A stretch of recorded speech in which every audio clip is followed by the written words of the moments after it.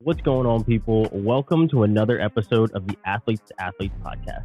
I hope you all had a great holiday. Before we sat down and shared a heavy meal with our family and friends, I caught up with former Western Kentucky runner Katie Lever, who hung up her running shoes and has since become an NCAA researcher and doctoral candidate in Austin at the University of Texas. As always, we discuss recruiting, her athletic career path, and what happened during her career that made her want to peel back the curtain on NCAA policy. So again, welcome back to the A2A podcast. I hope you enjoyed today's conversation. So back with another A2A podcast, and today sitting down with Katie. And Katie, I really appreciate you taking some time out. I know we've tried to collaborate before. I had a little bit of technical difficulties. You came down with a little bit of a sickness, but now we're all healthy. We're all good to go. So Katie, welcome to the A2A podcast. And as we always start, I'm going to allow you to introduce yourself. Tell us a little bit about you, your background, where you're from, what sport you played, and anything else. Yeah, thank you so much for being flexible the last few weeks, right? I know this time of the year is always crazy, so I appreciate us trying to get this in before Thanksgiving and just with everything coming up, I appreciate your flexibility. But yeah, my name is Katie Lever.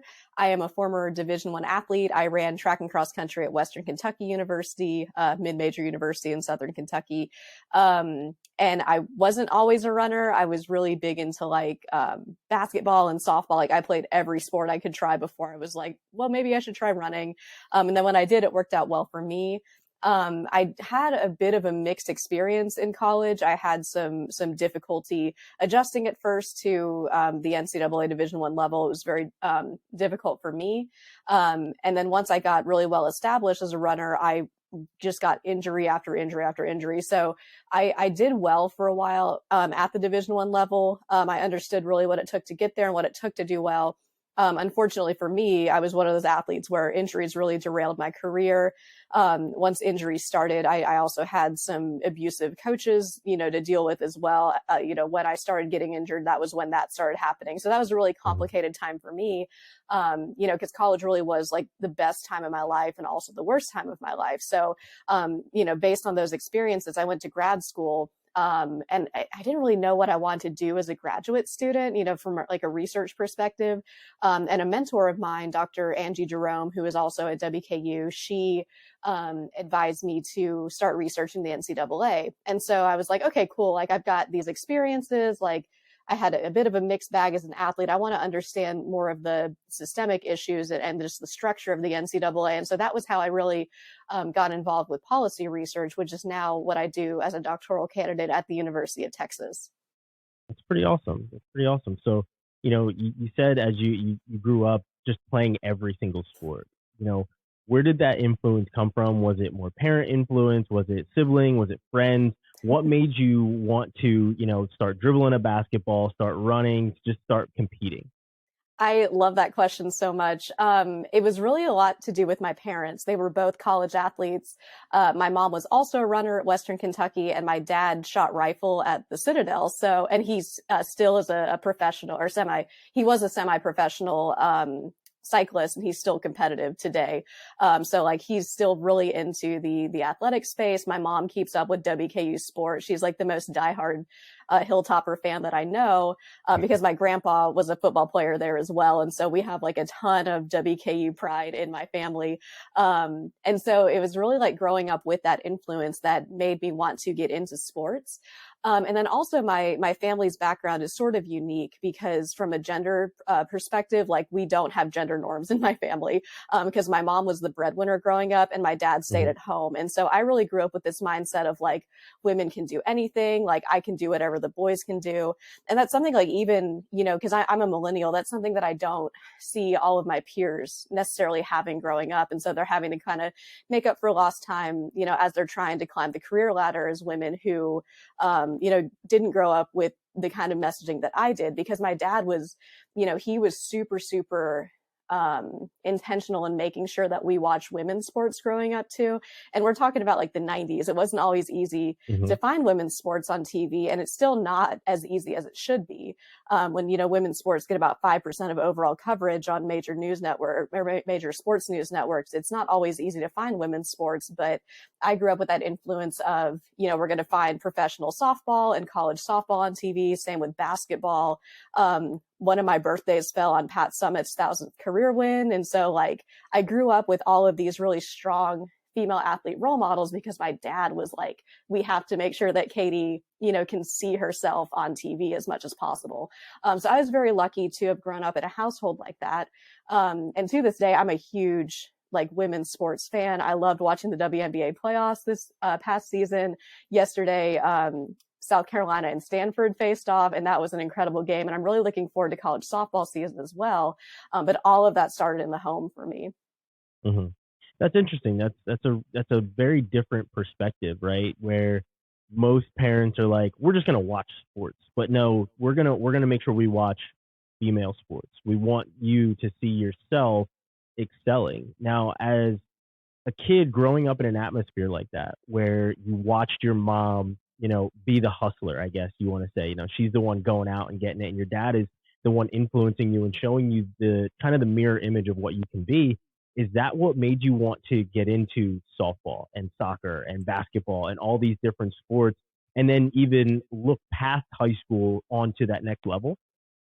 Yeah, it was really, I think that I didn't have any restraints on me. It wasn't like this is what men should do and this is what women should do. It was more like I could really do whatever I wanted to do. And just having that Hmm. freedom, which I don't think that girls get as much as boys do growing up, was so instrumental for me. And then it really was, my dad being really intentional and making sure that I saw myself on TV. Because like you said, it's one thing to watch like the NBA or Major League Baseball as a young girl and say like, oh, that's really cool. I like watching sports. But it's completely different to actually see athletes that look like you on TV and say, oh, I like watching sports and I can also play this sport. So I think that's such a huge component to why I was so interested in sports from a young age and how I always saw myself as an athlete. Hmm. So as you're getting older, and something that we see a little bit changing more now is athletes aren't centralizing as much, right? You see more multi-sport athletes, whereas I think 10, 15 years ago, you saw coaches that said, I want my soccer players playing for their high school, playing club soccer, playing travel soccer, and just eat, sleep, and breathe soccer. But now you see it more where it's like, I want these girls to be on the basketball court, on the tennis court, as well as playing soccer.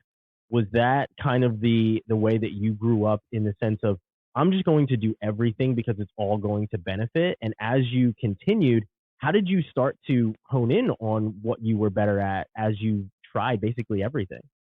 Yeah, I really see that dynamic playing out in youth sports now where, from the moment an athlete can walk, it's like, oh, we have to get them into like travel baseball or whatever specialized sport that's out there. And I see that so much as a business move, because like Little League baseball and just youth sports in general are such a huge business. I think that all happens because of that trickle down effect from college sports where, parents are like, oh, college is expensive. I need to pay for my child's education. So like a D1 scholarship is a good way to do that. I think a lot of that comes from misinformation too, because people don't Hmm. understand that it's very, very hard to get to the scholarship level, whether that's at D2 or D1, because D3, there aren't any scholarships available.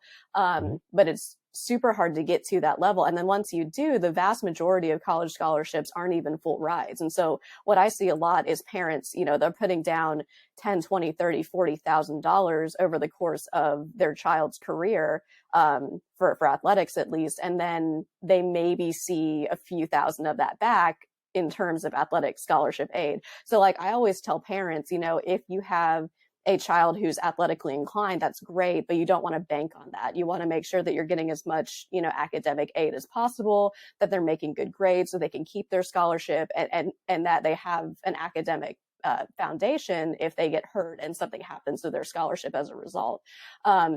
So like, it's for that reason that I really don't agree with specialization at an early age because you do have a lot of potential for injury. It's really common in baseball for pitchers, like very young pitchers, to have Tommy John surgery because of that pressure. And it's like at 14 years old, you're way too young to be getting that surgery. Hmm. So I don't agree with it, like from an injury perspective and just from a burnout perspective. Like it's so easy when you're a kid and your sport becomes your job to get burnt out on it. So I don't agree with that. My dad again was like very intentional in making sure that I had the freedom to do as many sports as I wanted to do. Because my mom was a distance runner in college, and that's a sport that does take a lot of specialization, but she never pressured me to get into distance running. And I only really ran track in high school as a way to train for softball. I remember it was one practice my sophomore year. It was preseason softball, and I was in the outfield. And I went to dive for a ball. That was like my favorite thing to do as a softball player, was dive for balls. And I dove into the second baseman in the process that time, and she fell on my back. So that caused a back injury for me. And I had to miss out the first few weeks of my season, and I lost my starting job as a result. And so during that time, I was like, well, if I were in better shape, maybe I wouldn't have gotten hurt, or I could have bounced back sooner. And so the summer of my junior year, I started really, really investing into myself as a runner. And that was when I saw my time start to drop. And that was when I made the decision to specialize in distance running as a junior in high school, because I had coaches who were emailing me and they were saying like, Katie, your times are looking really good. What are your plans for running in college? And I was like, I don't have plans to run in college. Like I was like, what are you talking about? But it was really people, reaching out to me and encouraging me that gave me the confidence to really commit to one sport. But I didn't do it like as a middle schooler or, even as like a freshman in college. I waited until my junior year. And I have good athletic genes for it. So that definitely helps. But I think a lot of what got me into running at the college level was just not being injured and not being burnt out before I got to that point in my recruiting process. Hmm.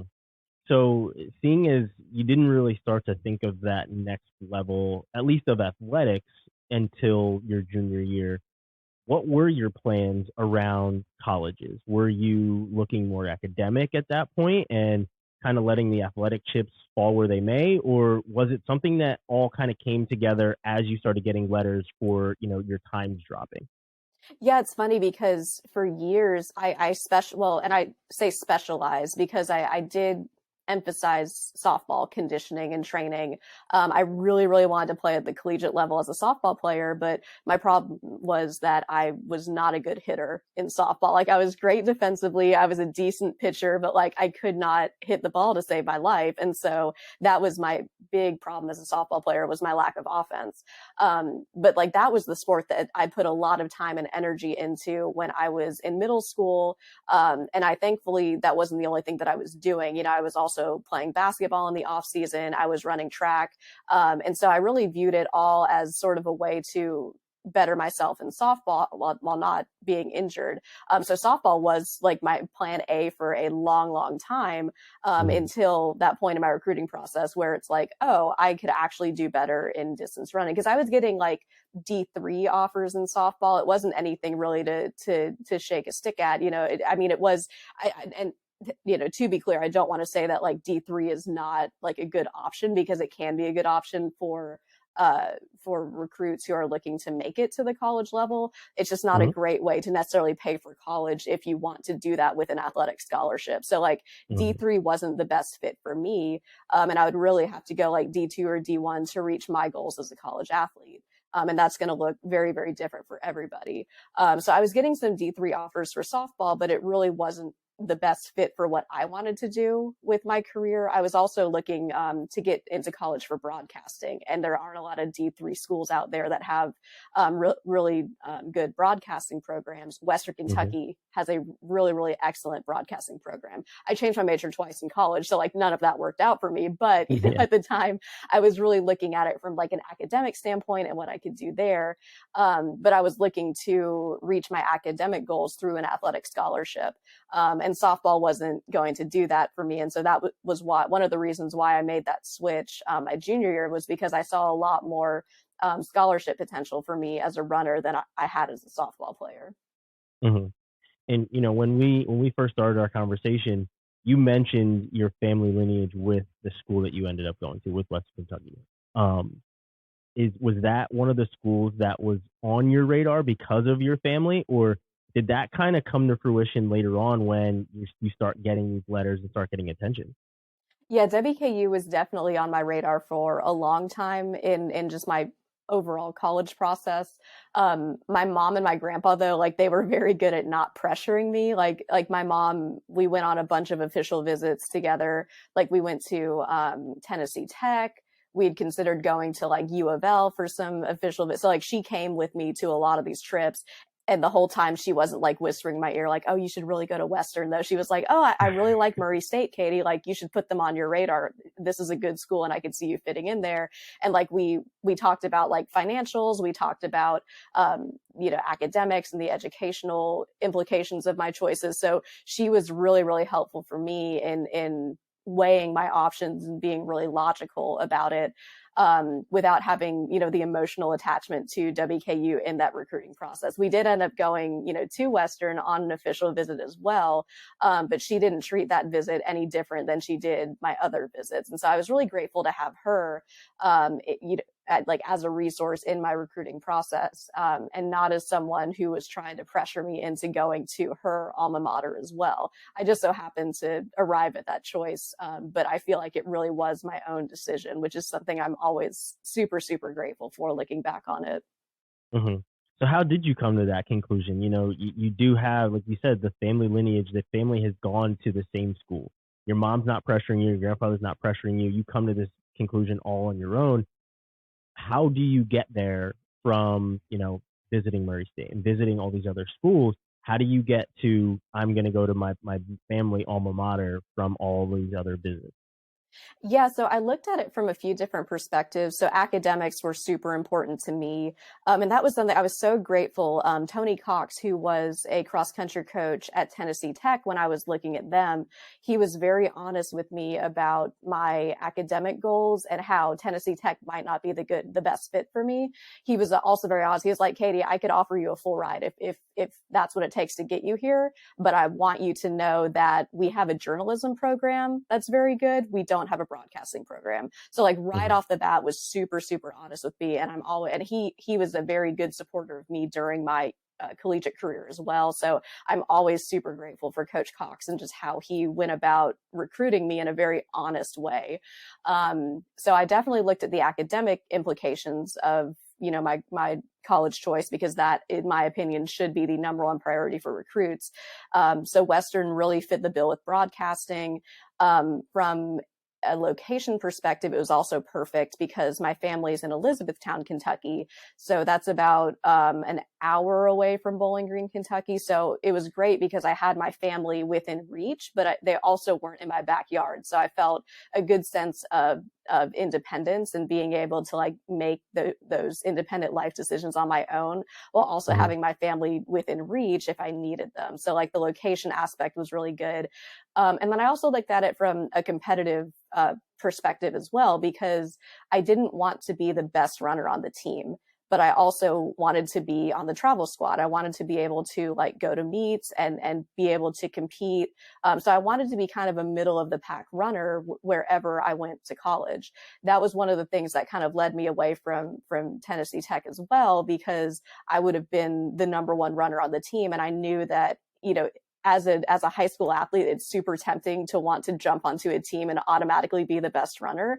But I knew that I wasn't in the upper tier of Division I runners where I wanted to be, and that being a middle of the pack runner was my way to get there.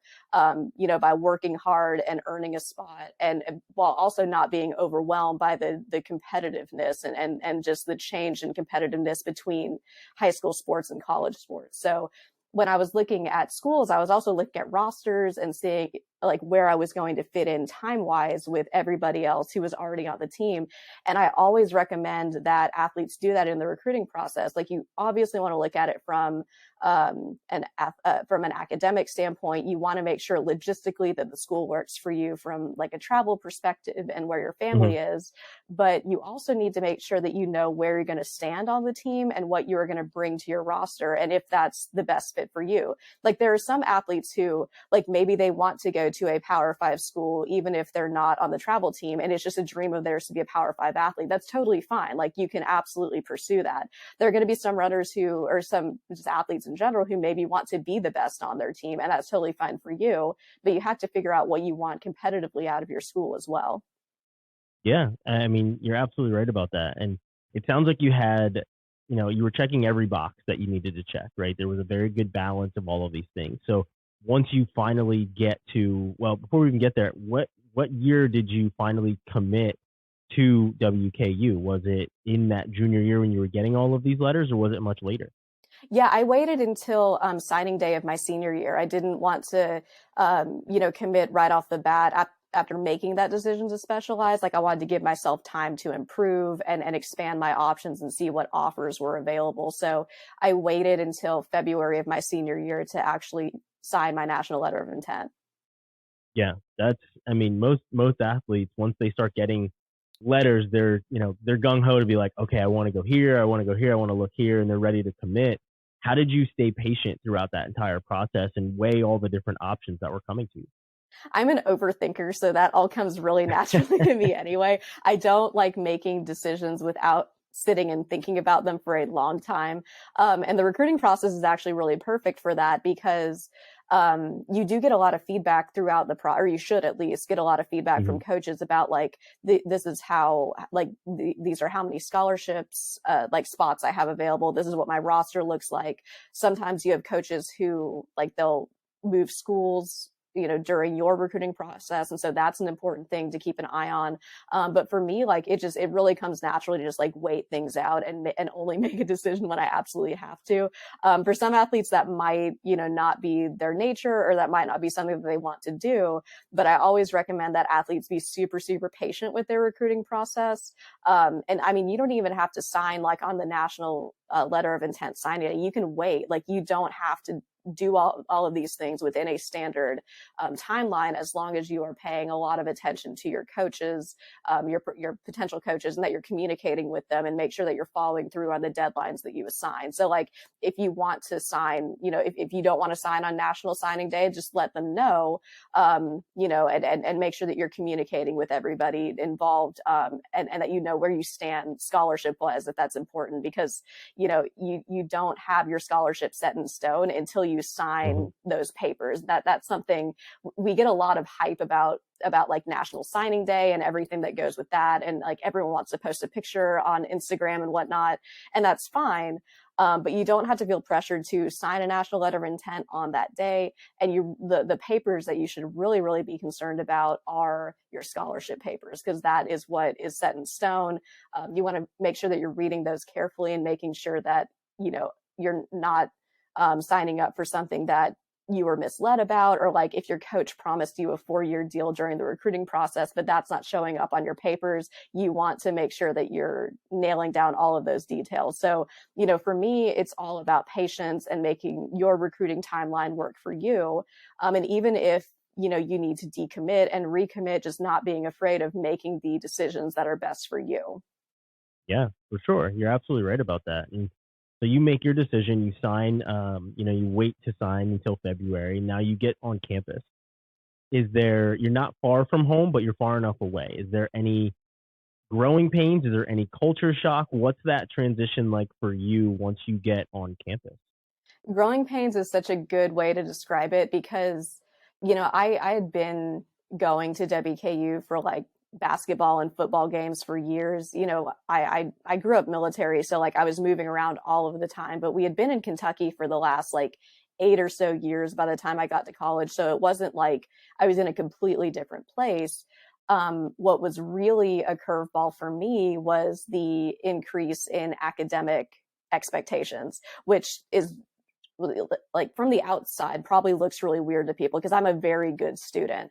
But the Hmm. problem was, like, getting to college, I just, like, I didn't know how to study. Like, I had to learn how to study, because I never had to study in high school. So, like, I took a basic, like, broadcasting 101 class, and I remember we had an exam coming up, and I didn't dedicate any time to studying. We had, like, a study group that was a part of the class that was completely optional, and I was like, I don't need to go to the study group. Like, I got this. I got, like, a 71 on my first test. And I was like, this is, like, I understand that C's get degrees, but I was like, no, like I'm an A student. Like I can't be getting C's on my test. Yeah. And so I started going to that study group and I'd squeaked out an A. I had like a 90 or a 91 in that class. So I managed to squeak out an A at the end of the semester, but I made it really stressful for myself just because I had no idea how to study. So there was Hmm. that. And then the training schedule was also a lot for me because I was a very low mileage runner. And a lot of I see so many distance coaches do this in the NCAA where they put like a blanket mileage requirement for all of their runners. They'll say like, oh, everybody needs to run like 80 miles a week. And for me, I was like, I did really well in high school running like 25 to 30. And then in college, like my best performances I did when I was running like 50 miles a week or 60 miles a week, which sounds like a lot. Like, and even me looking back on that, I'm like, that's a lot of running because I don't really run Yeah. anymore. But from like a D1 athlete perspective, 50 to 60 miles a week is nothing when you're an elite runner. And I didn't always have coaches who understood that. So like when I first came into like training in the fall, my coaches just jacked up my mileage and I wasn't doing well from like a fueling perspective and making sure that I Hmm. was eating enough. That was always really hard for me as an athlete because when you're running so much, I mean, you just burn through calories like it's nothing. And so like it's not abnormal at all for like a female athlete on a pretty low mileage plan to be eating like 3 to 4,000 calories a day, which was way more than I was used to. So like I had issues with figuring out how much I needed to eat to support all of that training. I had a couple of like minor injuries and tweaks, like I was having hip issues.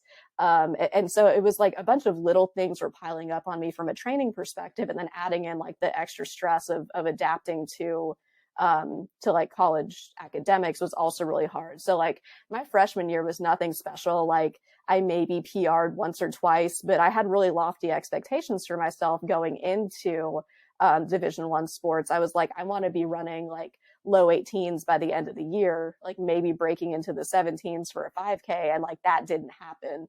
And so I was really hard on myself after, that first year. I also had a coach at the end of my freshman year. She came up to me after our conference meet for outdoor, which is in the spring. So like the entire year was over. Like I was done.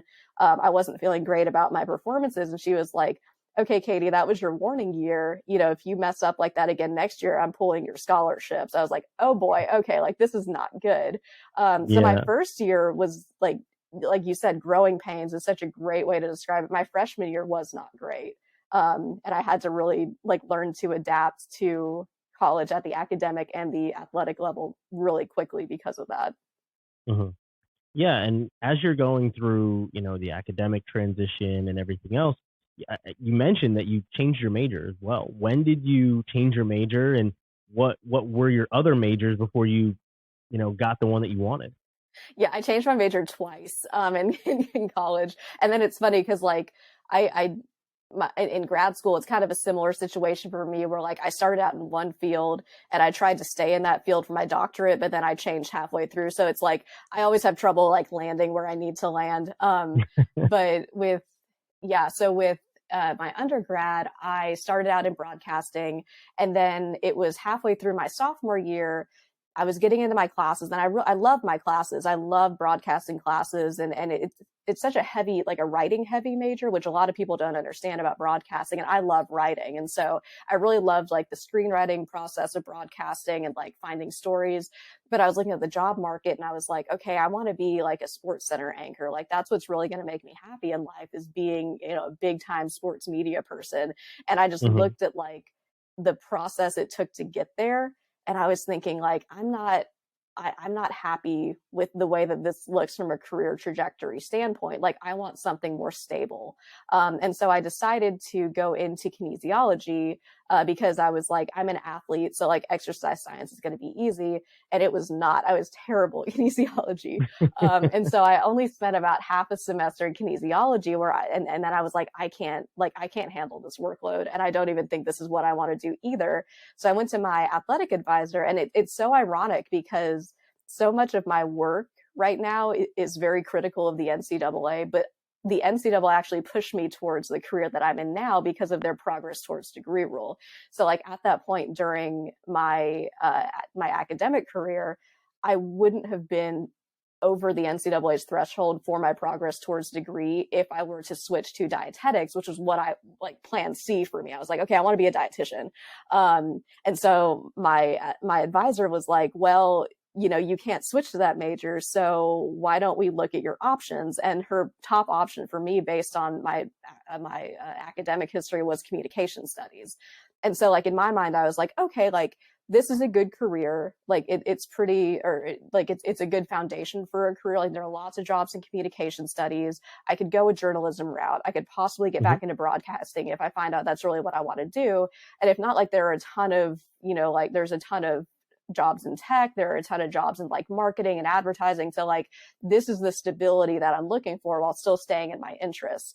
And then from there, I went to grad school, started critical research on the NCAA in communication studies. So like it's really funny because I would have never landed in my critical research field about the NCAA if it wasn't for the NCAA and what I think is a pretty unnecessary rule in terms of progress towards degree, because I don't think the NCAA really has any business determining what college athletes should be doing athletically and academically, and what works best for them from an academic standpoint. So it's kind of funny just how things worked out for me in that way. Yeah. And you finally land on, what you actually want to do. And once you get there, is that when you start? I mean, obviously you just mentioned the career trajectory of all these other majors, but is that when you really started to hone in on, okay, this is what I want to do, and this is where this is where I think I could be going? Yeah, and so when I switched to communication studies, that was when I met who would become my graduate advisor, Dr. Angie Jerome, and then like during my junior year, I actually had a knee injury that pushed me to grad school. Because I wanted to be able to use my fifth year, and I couldn't do that unless I was a full-time student. So I was kind of like, well, I was leaning towards grad school anyway, and now, I need it to use up this fifth year of eligibility. I can get it funded. Mm-hmm. And so I was like, okay, I'm going to get my master's. And that was what really pushed me towards my career today as a doctoral candidate right now, getting my degree, working with two-a-days on like educational resources and editorial services. But what really pushed me in that direction was actually during grad school. It was during the Larry Nassar trial. Because I was working on a project in Dr. Jerome's class, and it was a critical analysis of NCAA policy, because we were allowed to choose any like public communication from an organization to study for this class. And I was like, well, I'm going to choose some NCAA policy because I want to figure out like the nuts and bolts of this organization, how everything works. And it was during the Larry Nassar scandal when there was a headline that came out that really shifted the trajectory of my career, because it read something like Michigan State University cleared of all wrongdoing in the Larry Nassar scandal. And during this time, I'm reading this NCAA policy book, and I'm like, I know why he was cleared, because there aren't any rules against sexually abusing athletes. Like there are no enforceable NCAA rules against it.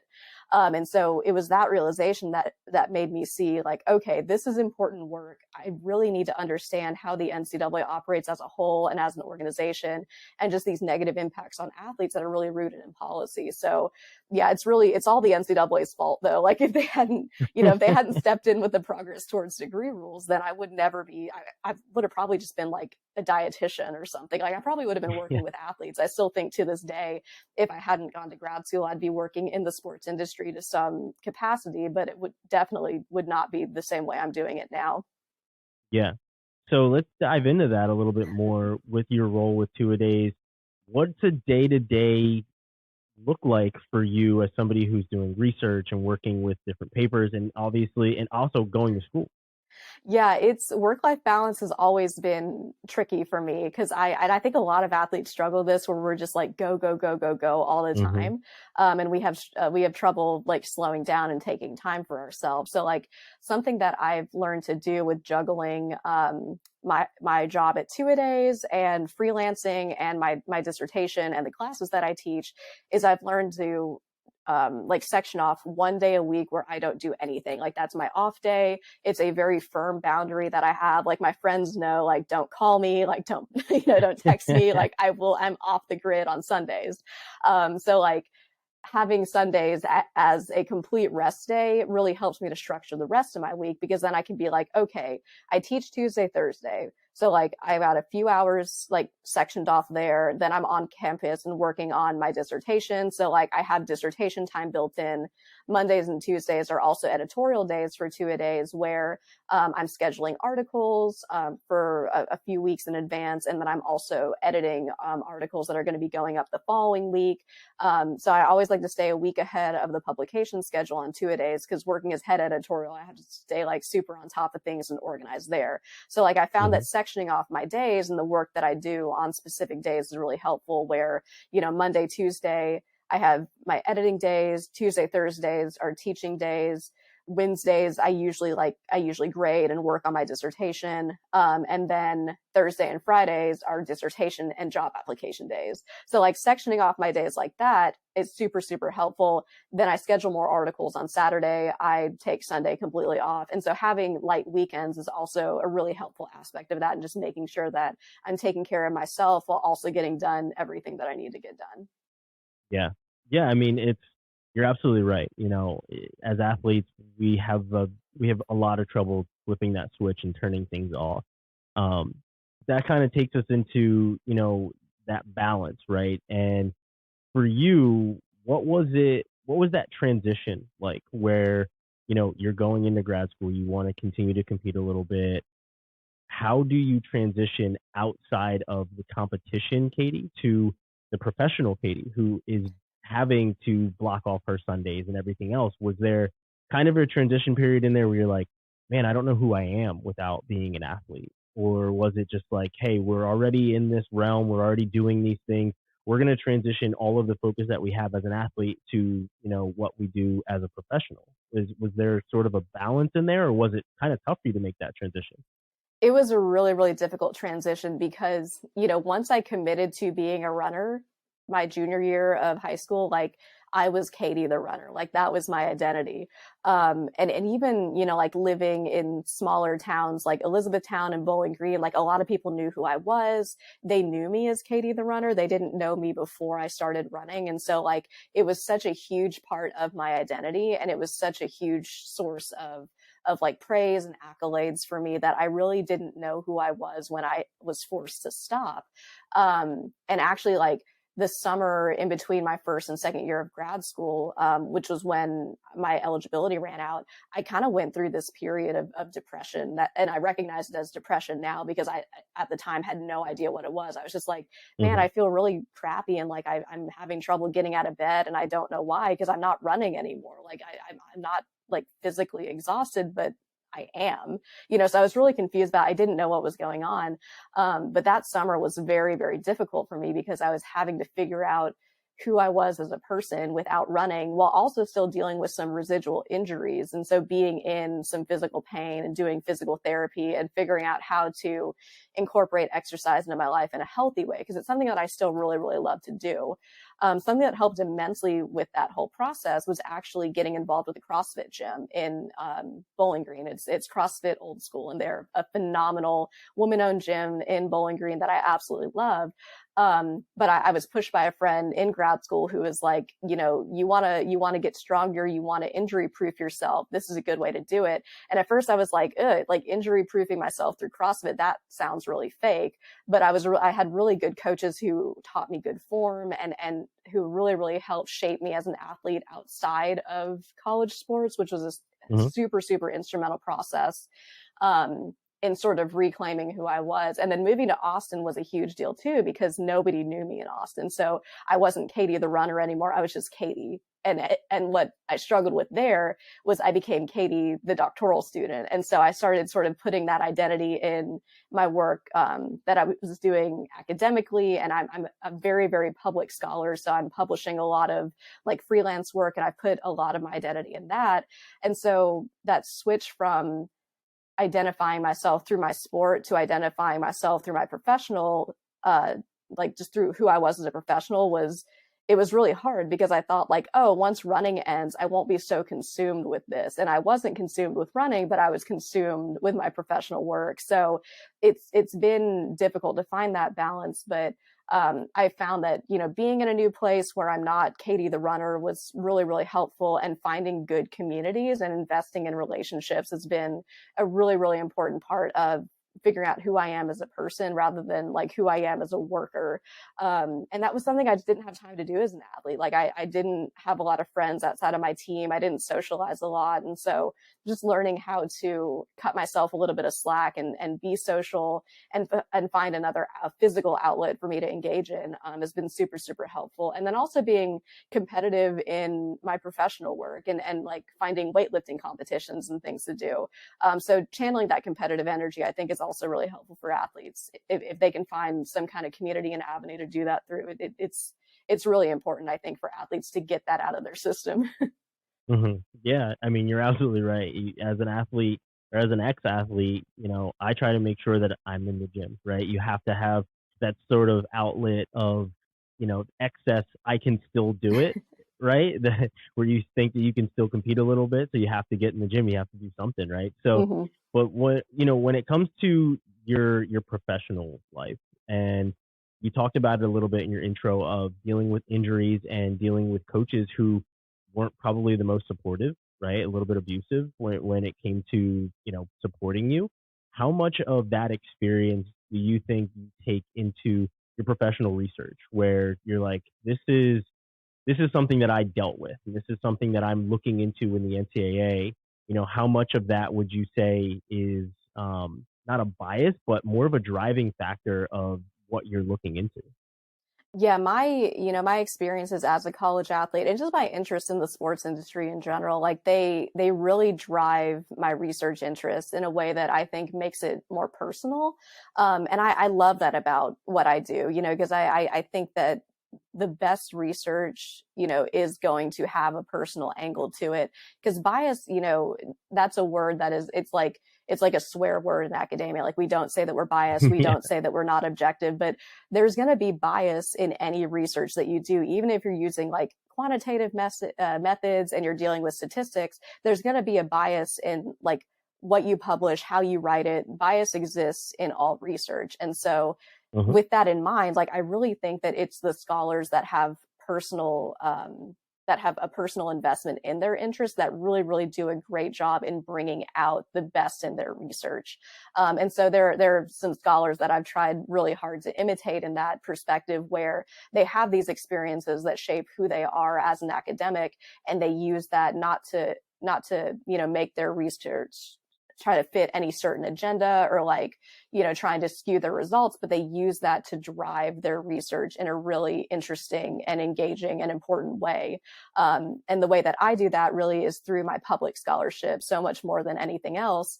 Because I use these experiences to not only write papers for my for my degree and get them published, but also to make sure that I'm keeping up with the news cycle and that I'm informing people of like abusive coaching dynamics and updates and policies so that they can best use that in real time. Because the real disadvantage of academic publishing is that it takes forever to get out. There's a lot of politics involved and a lot of just checks and balances and just procedural red tape and things that I'm not a huge fan of. It's also very hard to access. There are a bunch of paywalls for these academic journals. There's a lot of merit in publishing academically, but I really think that there's also a lot of merit in publishing publicly. And so with my experiences, I really try to make sure that I'm getting things out in a timely manner so that athletes who are going through these same things can, figure out ways to best make sense of them and deal with them themselves as well. Yeah. Yeah, and I mean, as a journalist myself, it's why I try not to script conversations such as this one, because I don't want to have my own main objective of, what the conversation should be. I want it to be able to just kind of flow naturally, right? So, I find that when you do go into something with so many scripted questions or something like that, you may completely lose what somebody says and not actually listen to what they're saying and allow the conversation to go where it goes. So, that is something that I always love asking people that do research is, how much of that research would you say is, you know, enforcing your own biases or Mm-hmm. enforcing your own opinions? And so it's always good to hear, yes, you do take some of your own biases and opinions into it, but it's how you present that, and was it hard for you to find that voice once you started writing these things of, this isn't something that I'm just writing to validate my own experiences, but it is something that I feel needs to be out there? Yeah, I think that's such a good question. I feel like I was just born to write. It's one of these like skills of mine that I work very hard as a writer, but it's not anything that I've ever struggled to do. I think everyone has their gifts and their talents that are kind of innate to them, and writing is mine. So it's always really been second nature for me to make sense of things and to try to educate people through writing. So to have a career field that fits that natural tendency of mine so well has really just been a really great experience. And I think it's my focus on education, I think, that prevents me from making it all about me and about my experiences, because I think it's good that they inform what I do, but I don't want to always be the subject of my writing. I don't think I'm a particularly interesting person that all of my writing needs to be about myself. And I think that, in educating people about the entire scope of college athletics, like that's how I'm going to be most effective. So like with two-a-days, I remember with like the whole name, image, and likeness conversation, I was reading bills. I was like keeping track of which ones were being passed into law. I was writing about like, here's how the word should in this bill functions rather than the word will or could, and like what that means for college athletes. And so that was a really cool experience for me where I could take my expertise and like my experiences as a pre-NIL athlete and use them for something that's educational and useful for athletes who are going through sort of the confusion and the chaos of name, image, and likeness now.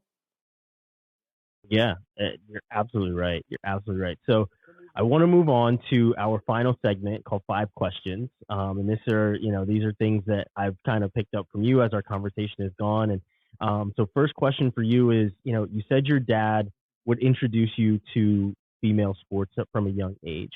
And you mentioned, I believe it was your birthday was on Pat Summitt's thousandth win. Who is one of these, or maybe even a couple of these female athletes that you looked up to as a young athlete? Oh man, I remember I watched a ton of Tennessee sports because of Pat Summitt. So I'm a little bit biased here, but Candace Parker was a big one for me. I watched her play when she was at Tennessee, and I've watched her, in the WNBA as well. And she's just such a brilliant broadcaster too. I love watching her commentary too. So she's been a big one for me. I also watched Monica Abbott a lot growing up. She's a professional pitcher, and she also pitched for Tennessee as well. So I really liked watching her develop as an athlete. There's also Taryn Mowat. She was a pitcher for Arizona, and I loved her because she was a really strong off-speed pitcher, and that was like my bread and butter as a pitcher. So like seeing an athlete at the college level doing like what I was doing in high school was super, super cool. And then there's also Jessica Mendoza. I absolutely loved watching, and I didn't watch her so much as an athlete because she was kind of before I started getting into softball, but I loved watching her commentary in the Women's College World Series, and now she's doing it for Major League Baseball. And I just she's one person I would really love to meet before I die. I just love Jessica Mendoza.